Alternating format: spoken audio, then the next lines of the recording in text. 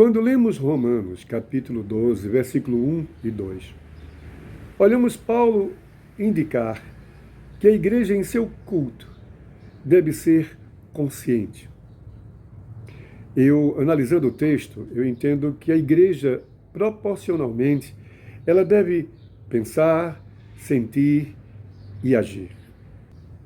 Para que isto aconteça, Paulo, então, indica como base três coisas. A primeira delas é que a igreja precisa ter uma vida no altar de Deus. Uma igreja submissa, mostrando com isto uma entrega total, absoluta. A igreja precisa, quando ele diz sacrifício vivo, ter uma vida dedicada, uma vida de serviço, uma vida onde a sua energia e vigor seja exclusivamente para o Senhor, uma vida onde a beleza e a glória seja exclusivamente para o Senhor, uma igreja onde seu gosto e querer seja exclusivamente para o Senhor. Em toda a sua funcionalidade corporal, a igreja precisa estar totalmente dedicada a Deus. Mas também Paulo indica que a igreja precisa ter uma vida que sente com razão. Uma igreja que, na sua sensibilidade, ela pensa de forma racional. E quando falo dessa forma, eu digo que esta igreja, quando cultua ao Senhor, ela cultua o Senhor segundo o padrão bíblico. E ela precisa pensar.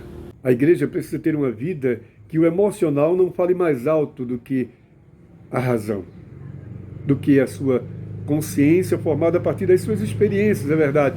Mas uma igreja que pensa, uma igreja que pondera, uma igreja que siga uma lógica da revelação bíblica, porque a Bíblia tem uma lógica. A Bíblia ela é sistemática, ela tem uma lógica. Então a igreja ela precisa pensar, buscar entender as Sagradas Letras.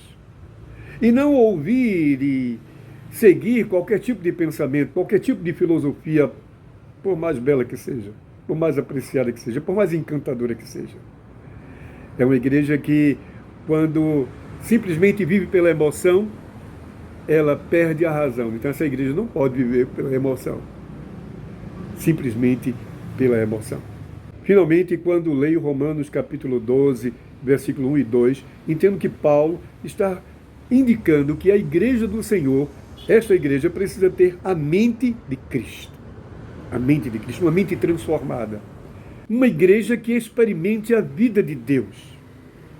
Uma igreja que possa viver pensando o pensamento de Deus. Uma mente transformada. Uma igreja que planeje para servir, que planeje o seu andar, o seu caminhar. Uma igreja assim. Esta é a igreja que Paulo está dizendo. Uma igreja, então, que vença o encanto do mundo, que supere, assim, os prazeres carnais. Uma igreja que agrade ao Senhor com todo o seu ser. Mas para isso é preciso ter uma mente transformada. Para isto é preciso ter uma vida no altar. Para isto é preciso ter uma mente que pense racionalmente e não pense com o coração. Como indica Paulo, que a igreja do Senhor desses últimos dias seja consciente a partir do padrão bíblico, a partir do que diz as Sagradas Letras, e não a partir do que o outro diz em suas experiências de vidas, diferentemente uns dos outros. Olhemos para o alto, mas olhemos com um pensamento voltado para as Sagradas Letras. Deus te abençoe, Igreja do Senhor. Amém.